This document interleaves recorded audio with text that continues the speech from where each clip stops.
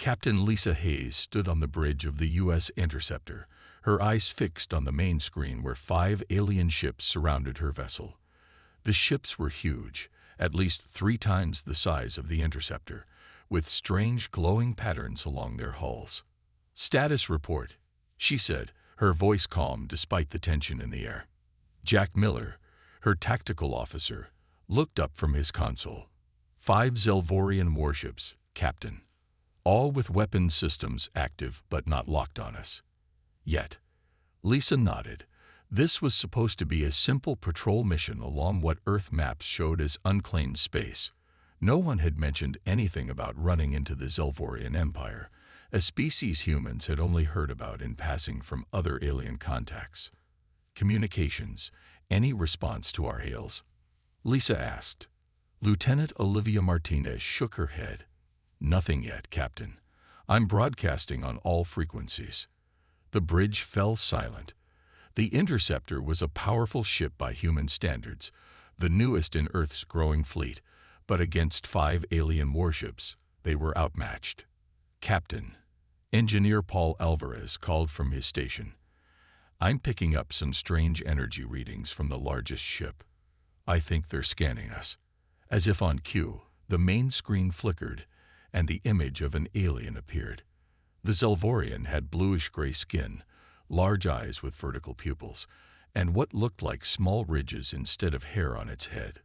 "Human vessel," the alien said, its voice deep and processed through the universal translator. "I am Grand Admiral Krell of the Zelvorian Imperial Fleet. You have entered sovereign Imperial territory. Identify yourself and state your purpose immediately." Lisa stepped forward. "I am Captain Lisa Hayes of the United Earth Navy vessel U.S. Interceptor. We are on a standard patrol mission. Our star charts show this as unclaimed space. We meant no trespass." The alien's eyes narrowed. "Impossible. This sector has been under Imperial control for 300 cycles. Your presence here can only be deliberate provocation." Jack whispered to Lisa, "Captain, their weapons systems just powered up another 10%. Lisa kept her eyes on the screen. "Admiral Krell, I assure you, Earth has no record of Zelvorian claims in this sector. We are prepared to withdraw if we are indeed trespassing. Humans were surveyed 50 of your Earth years ago," Krell said. "You had barely achieved spaceflight.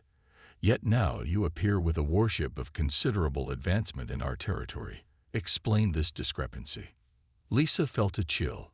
The Zelvorians had been watching Earth. "Admiral, human technology has developed rapidly. We are eager to establish peaceful relations with—" "Your language contains aggression markers," Krell interrupted, "and your vessel's configuration is clearly military in nature. We have no record of diplomatic outreach from Earth." Jack leaned closer to Lisa. "They're interpreting standard diplomatic language as threatening.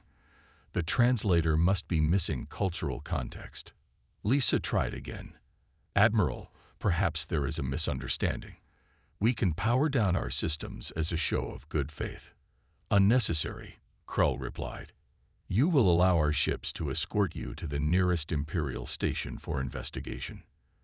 Resistance will be met with appropriate force."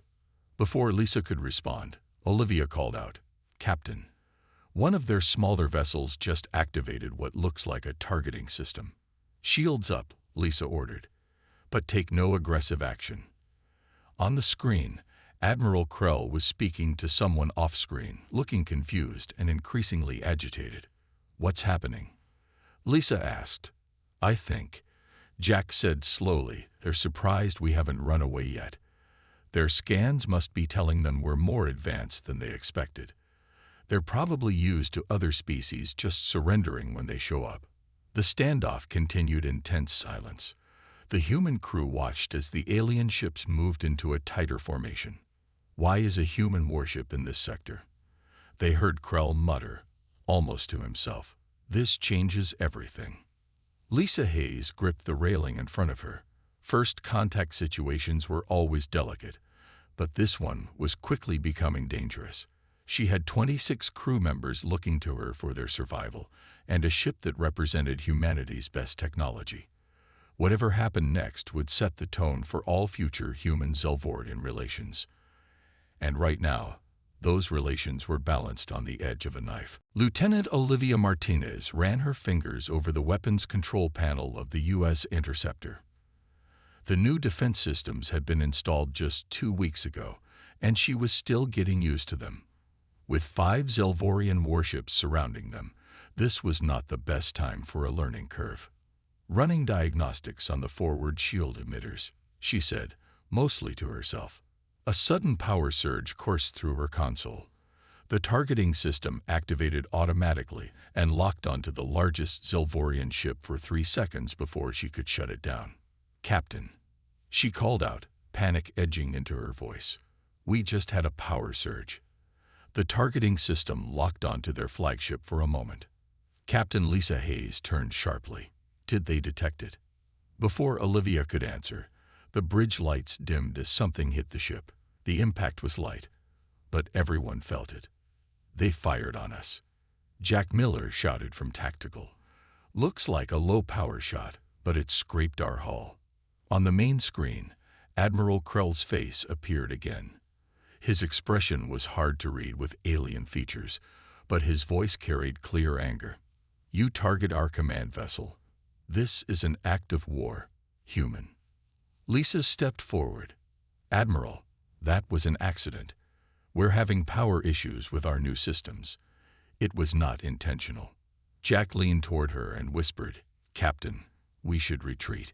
Jump to FTL now while we still can." Lisa ignored him. Running would only confirm their guilt in the Zelvorians' eyes. Instead, she addressed the alien commander again. "This is Captain Hayes of the United Earth Navy.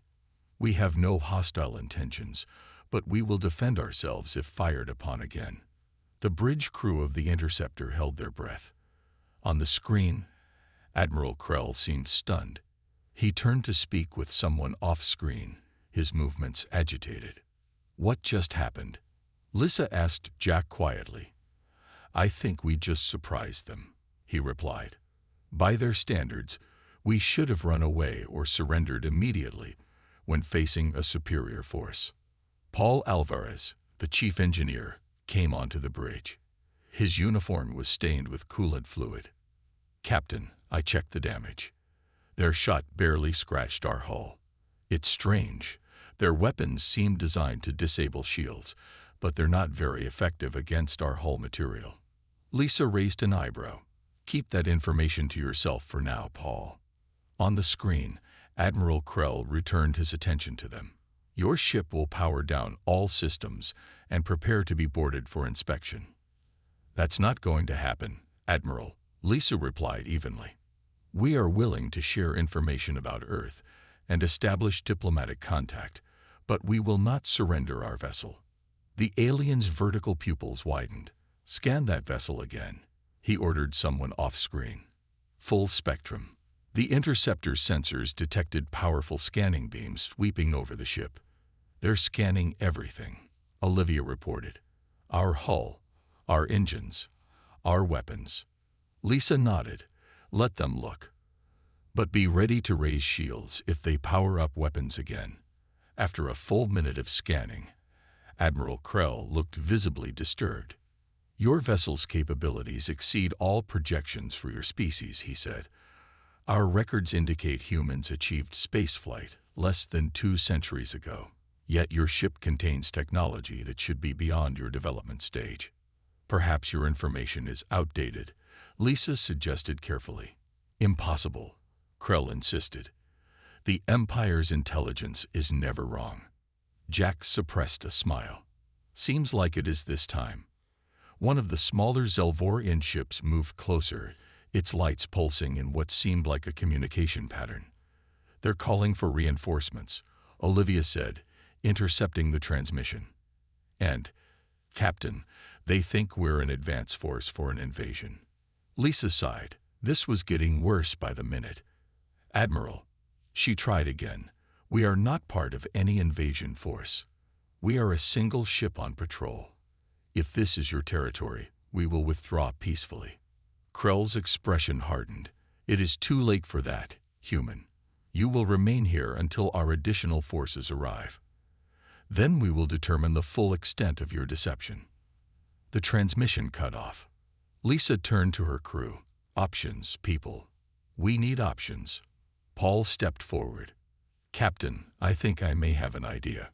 If they're so surprised by our technology, maybe we can use that against them." Chief Engineer Paul Alvarez studied the damage report on his tablet. The Zelvorian weapon had barely left a mark on the interceptor's hull. He hurried back to the bridge where Captain Hayes and the senior officers were discussing their options. "Captain, I need to show you something," Paul said, holding up his tablet. "The Zelvorian weapon should have done much more damage. Look at these readings." Lisa studied the data. "Explain it to me in simple terms, Paul." "It's not that their weapons are weak," Paul replied. "It's that they're designed to fight different technology. Their energy weapons are calibrated to disable shields like those used by other species in this region. Our hull material is something they've never encountered before." Jack Miller nodded. "That explains their surprise when we didn't immediately surrender or run." On the main view screen, they could see the 5 Zelvorian ships still surrounding them. 2 more had appeared at the edge of their sensor range. "Lieutenant Carter, any luck with those transmissions?" Lisa asked the communications specialist. Nicole Carter looked up from her station. "Yes, Captain.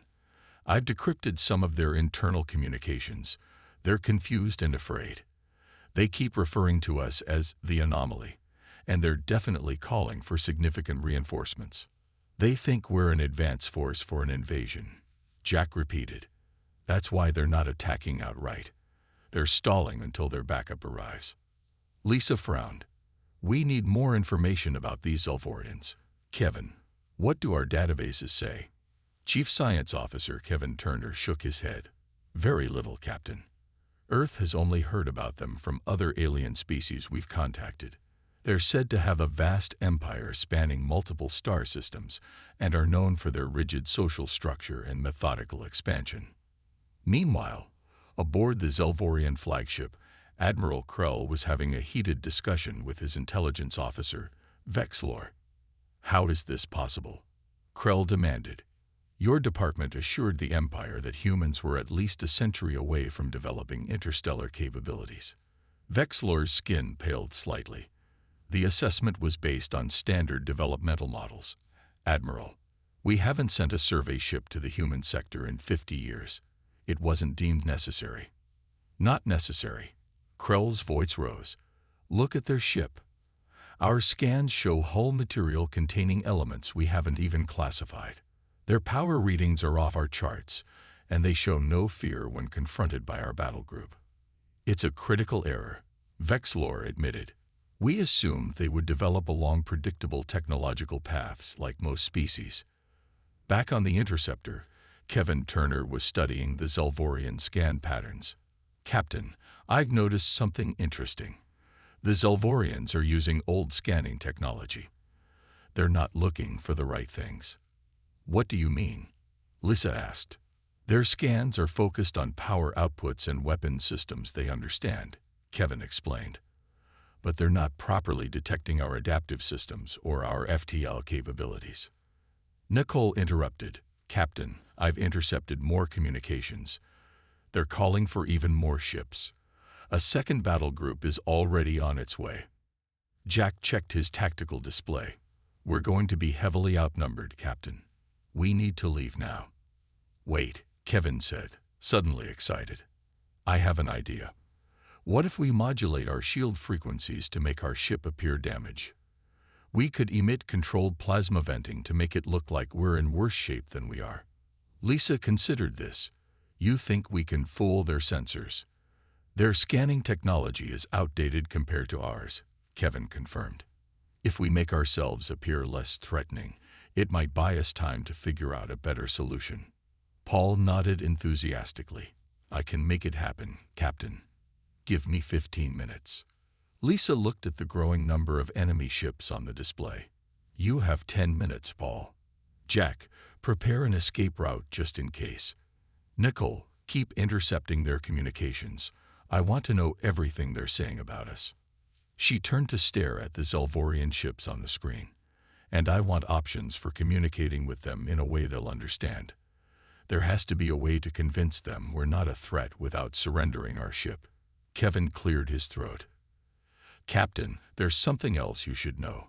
Based on their communication patterns and ship movements, I think the Zelvorians are just as afraid of us as we are of them. The Zelvorian reinforcements arrived in a flash of blue light. 3 more warships, larger than the first group, took positions around the U.S. interceptor. Captain Lisa Hayes watched them on the main screen with a calm expression that hid her concern. "Status on our damaged ship Illusion?" she asked. Paul Alvarez looked up from his engineering station. "Ready, Captain. Shield frequencies have been modulated. We can make it look like we're venting plasma and struggling with power." "Do it," Lisa ordered. The interceptor began to emit controlled bursts of plasma, creating the appearance of a damaged vessel. The lights on the bridge dimmed and flickered for effect. "Lieutenant Carter, open a channel to Admiral Krell," Lisa said. "Let's see if our performance is convincing." Nicole tapped her console. "Channel open, Captain."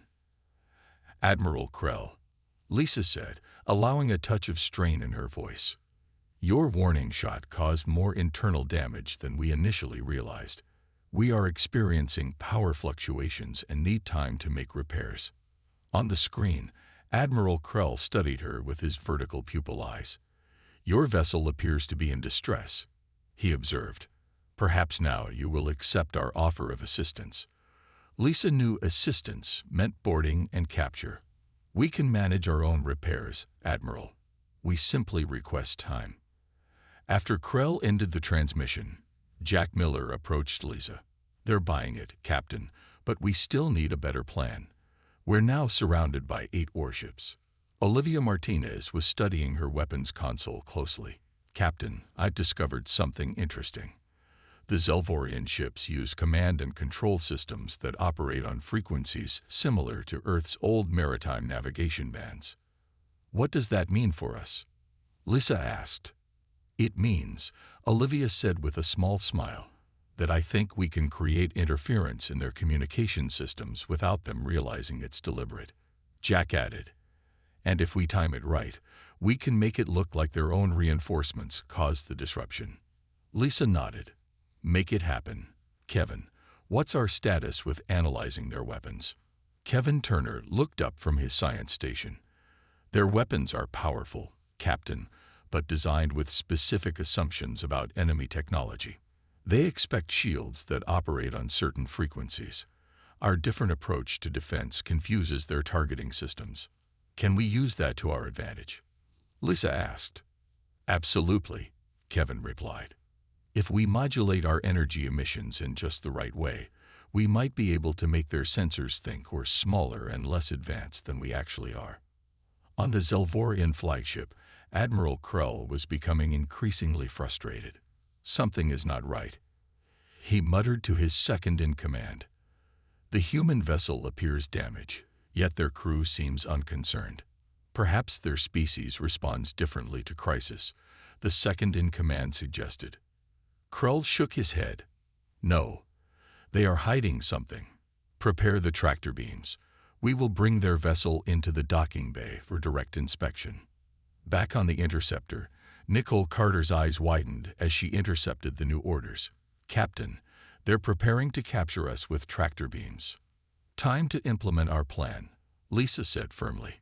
"Olivia, start the communications interference. Paul, be ready to give us maximum power when I give the word." Olivia activated the interference program.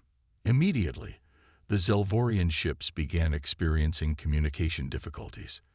Their tight formation wavered as contradictory orders crossed their command channels. "It's working," Jack reported. "Their ships are falling out of formation.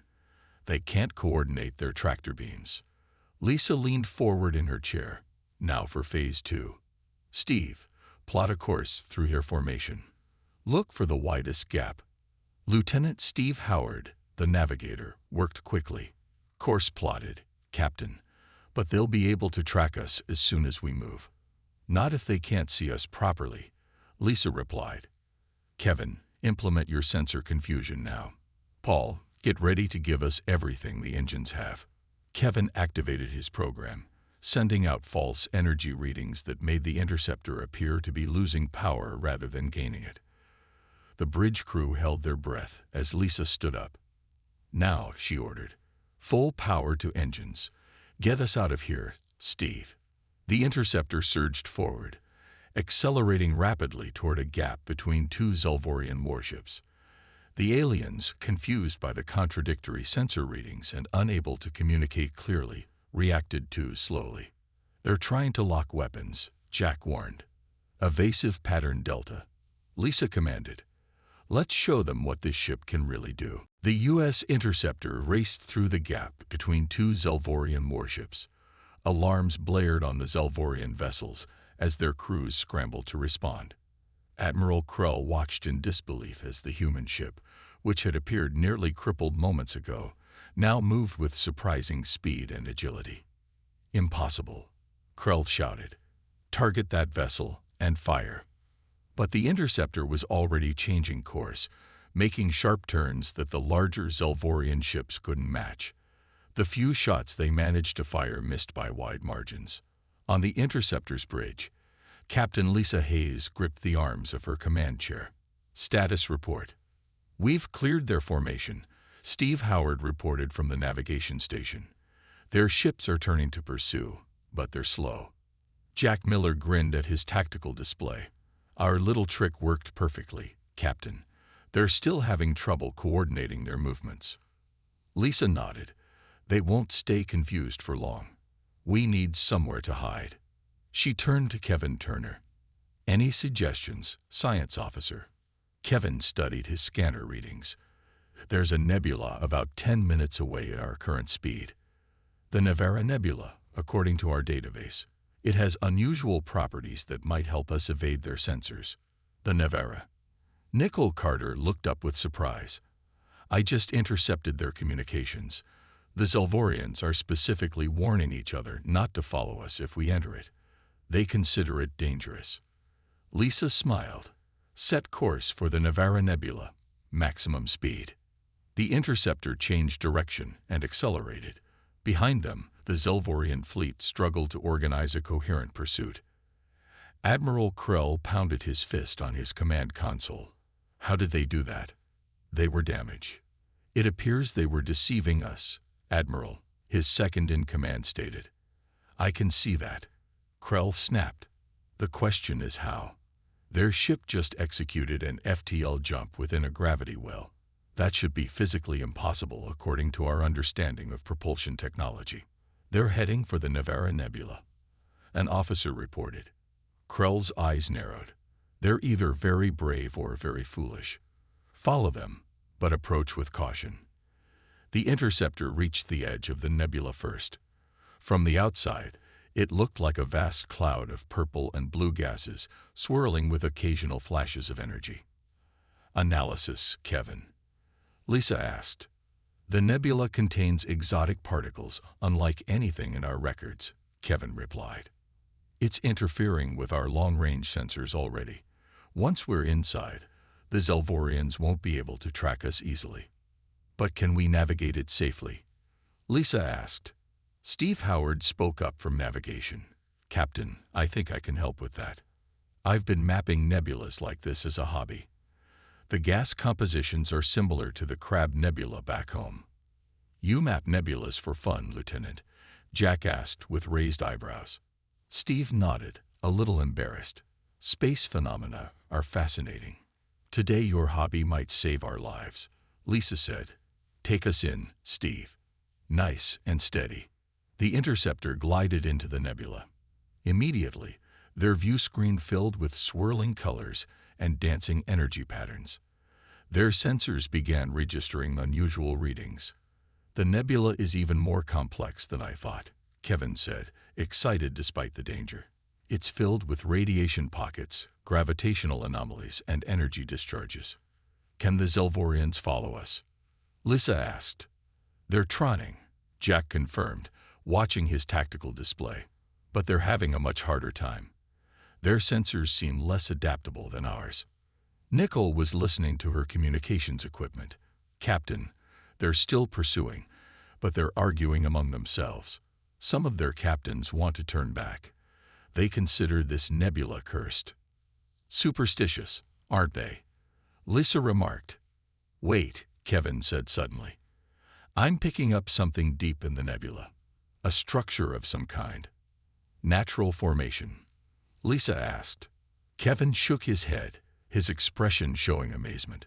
No, Captain. Definitely artificial. And it's massive. The bridge crew fell silent as they processed this information. Show me, Lisa ordered. Kevin transferred his readings to the main view screen. Through the colorful gases of the nebula, they could make out the faint outline of what appeared to be an enormous space station, unlike anything humans had ever encountered. It looks ancient, Steve whispered, and it's right in the center of the area the Zelvorians are most afraid to enter, Nicole added. Lisa studied the image thoughtfully. Set course for the station, Steve. Let's see what we found. The U.S. Interceptor moved slowly through the colorful gases of the nebula. The ancient space station grew larger on their view screen. It was built in a circular shape with long spokes extending from a central hub. Despite its apparent age, it showed no obvious damage. Any signs of power or life? Captain Lisa Hayes asked. Kevin Turner studied his readings. Low power signatures, Captain. The station appears to be in some kind of dormant state. No life signs detected. How old is it? Jack Miller asked. Based on material degradation, Kevin replied. I estimate it's at least 50,000 years old. Lisa let out a low whistle. That predates human civilization. And likely Zelvorian civilization too, Kevin added. Nicole Carter monitored her communications equipment. Captain, the Zelvorian fleet is still following us, but they're staying at the edge of the nebula. Only one ship has ventured inside, and it's moving very cautiously. They're afraid of this place, Jack observed, but they want us badly enough to overcome their fear. Lisa made her decision. We'll dock at the station.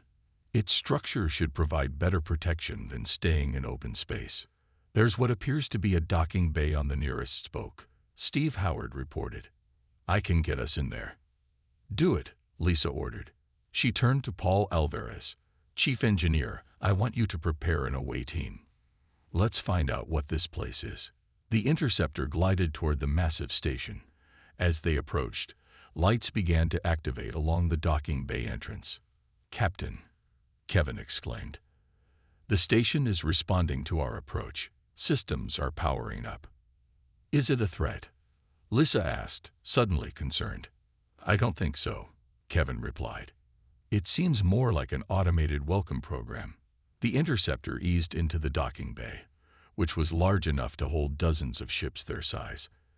As soon as they were inside, massive doors closed behind them, sealing them in. Are we trapped? Jack asked, his hand moving toward the weapons control. I don't think that's the intention, Kevin said, studying his readings. The bay is pressurizing. The station is creating a breathable atmosphere for us. How could it know what's breathable for humans? Lisa wondered. That's a very good question, Kevin replied. After the docking procedure completed, Lisa assembled an away team consisting of herself, Kevin, Paul, and 2 security officers. They wore light environmental suits as a precaution. Nicole, you have the bridge, Lisa instructed. Maintain constant communication with us. Jack, keep an eye on that Zelvorian ship. If it approaches the station, I want to know immediately. The away team exited through the airlock and stepped onto the station. The interior was dimly lit by strips of soft blue light that activated as they walked. The architecture is amazing, Paul said, looking at the smooth, curved walls made of an unknown metal. I've never seen anything like this material.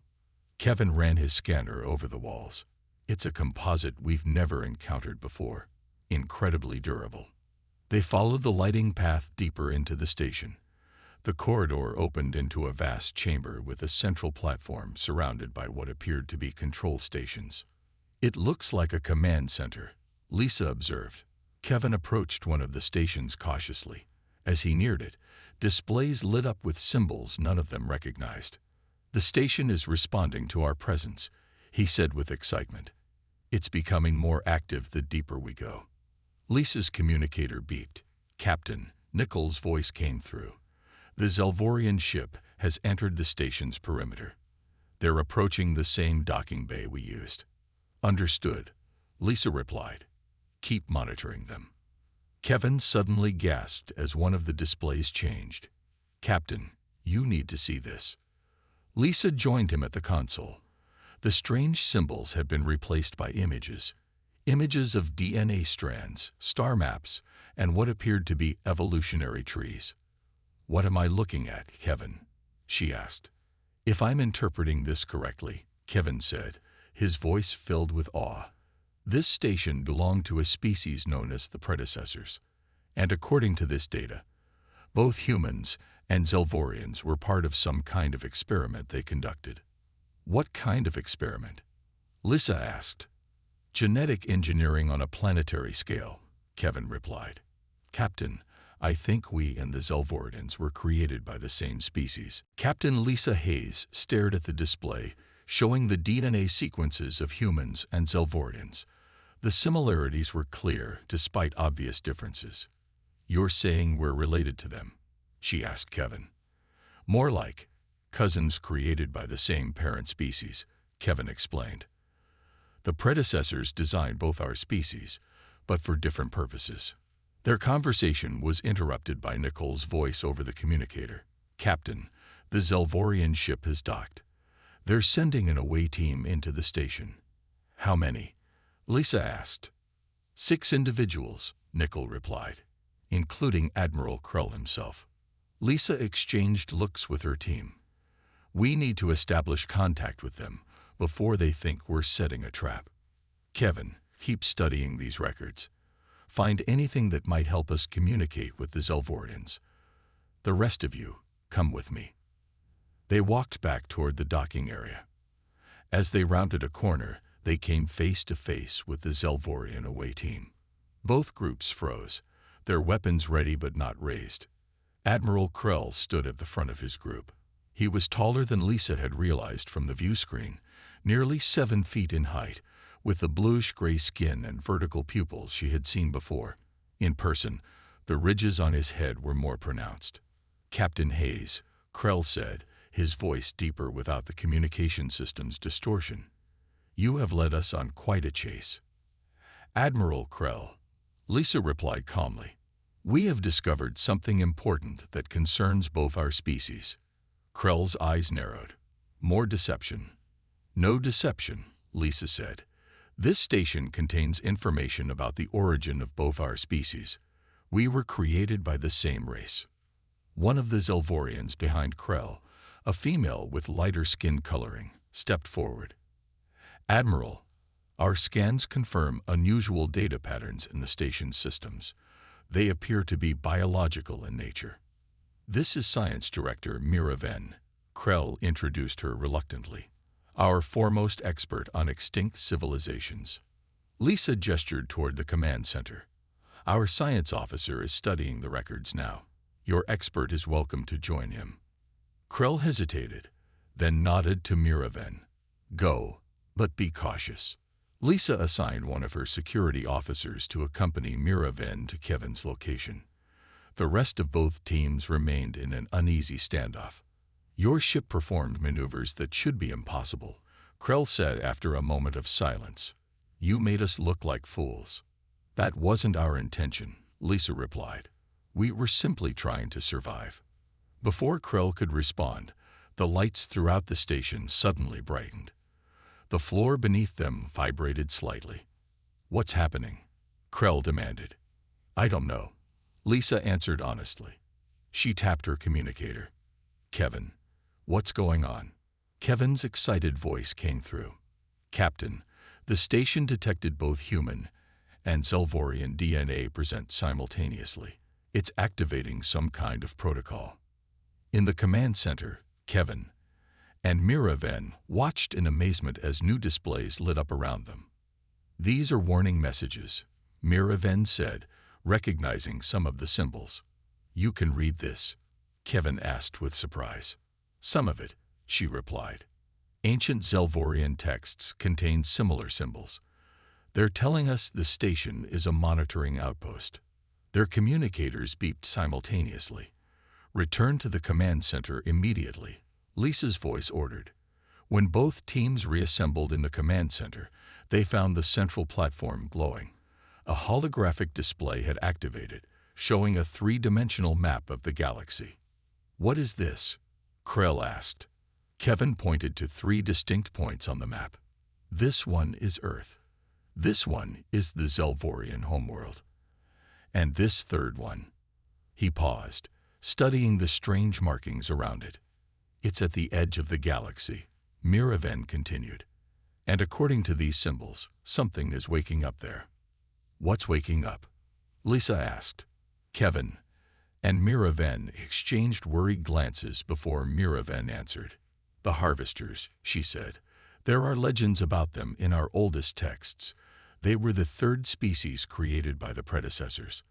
But unlike humans or Zelvorians, they were designed solely for conquest. And according to this data, Kevin added grimly, they're stirring from hibernation. Drawn by the technological footprint of both our civilizations, 2 weeks after discovering the ancient station, the U.S. Interceptor and the Zelvorian flagship exited the nebula together. They flew side by side, no longer as enemies but as uneasy allies. Captain Lisa Hayes stood on her bridge, watching as a Zelvorian shuttle docked with her ship. Admiral Krell had requested this final meeting before they parted ways. It's still hard to believe, Jack Miller said quietly. Everything we thought we knew about our origins has changed, Lisa finished for him. But that's not necessarily bad. The turbolift doors opened, and Admiral Krell stepped onto the bridge with just 2 guards. The human crew tensed slightly, but Lisa nodded to them reassuringly. Admiral Krell, welcome to the Interceptor, she said formally. Krell looked around the bridge with curiosity. Your vessel is impressive, Captain Hayes. My engineers are still puzzled by some of your technologies. As ours are by yours, Lisa acknowledged. We developed along different paths, just as the predecessors intended. They moved to the conference room adjacent to the bridge. Kevin Turner and Science Director Miraven were already there, surrounded by data tablets containing information downloaded from the ancient station. We've completed our analysis, Kevin reported. The predecessors created 3 species as part of their experiment. Humans were designed for adaptability and innovation, Zelvorians for stability and long-term planning, and the Harvesters for conquest and survival at any cost, Miraven added. They were meant to be controlled, but according to the records, they broke free and eventually destroyed their creators. The predecessors hoped that someday humans and Zelvorians would evolve enough to face the Harvester threat together, Kevin continued. They built monitoring stations like the one we found to warn us when the time came. And that time is now, Krell said gravely. The station's sensors detected Harvester ships awakening at the edge of the galaxy. They will begin moving inward within a year. Lisa nodded, which means we have 1 year to prepare. 1 year to form an alliance that no one thought possible 2 weeks ago. Krell's expression was solemn. I have spoken with the Imperial Council. They were resistant at first. Humans were considered too unpredictable, too dangerous to be trusted. And what do they think now? Lisa asked. They are beginning to see what I see, Krell replied. That your unpredictability may be exactly what we need. Zelvorians have built an empire on careful planning and cautious expansion. But against the Harvesters, those traits may be insufficient. And humans? Jack asked. Your species adapts quickly, innovates rapidly, Krell acknowledged. But you lack the patience and resources of an established empire. Together, we might stand a chance. Lisa stood up. Then let's make it official. The United Earth government has authorized me to establish formal diplomatic relations with the Zelvorian Empire. Krell rose as well, and I bring the same authorization from the Imperial Council. They shook hands, an Earth custom that Krell had learned. His large hand engulfed Lisa's smaller one, but the gesture was respectful. "We will send diplomats and scientists to Earth within the month," Krell said. "And we would welcome yours in our capital." "Agreed," Lisa replied. "And the Interceptor.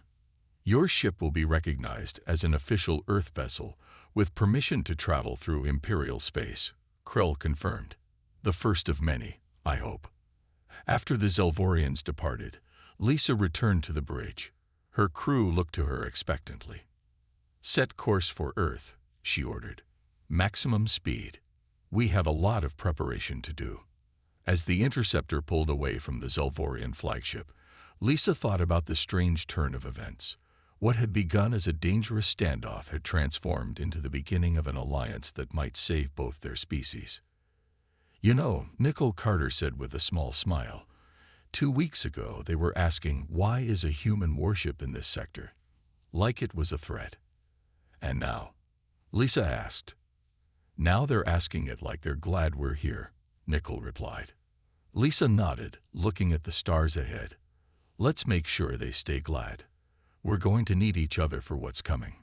The Interceptor jumped to FTL, carrying news that would change the course of human history forever.